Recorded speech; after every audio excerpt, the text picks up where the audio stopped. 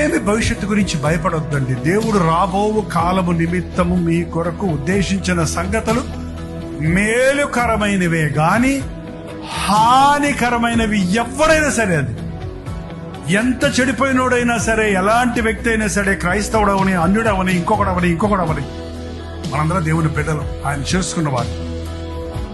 నీవు ఎరగక ముందే నిన్ను ప్రేమించిన ప్రభువు నీకు కొరకు కలిగిన తలంపులు గొప్పవే. అందుకని ప్రతి దాన్ని భవిష్యత్తు గురించి భయపడొద్దు.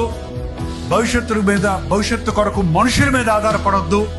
నాకు డిగ్రీలుంటే బతికిపోతాను, నాకు డబ్బులుంటే బతికిపోతాను, నాకు ఇల్లు ఉంటే క్షేమంగా ఉంటాను, నాకు ఇతర దేశంకి వెళ్ళి సెటిల్ అయిపోతే నాకు ఇంకెవడు తొంట ఉండదు అనే ఆలోచనలతో మనుషులు నిండిపోతాడు. చూసారా, ఇవన్నీ నిజం కాదు. కావాలంటే వాళ్ళందరూ అడిగి చూడండి, అవన్నీ నిజం కాదు. నాకు క్రీస్తుంటే నేను బతికిపోతాను.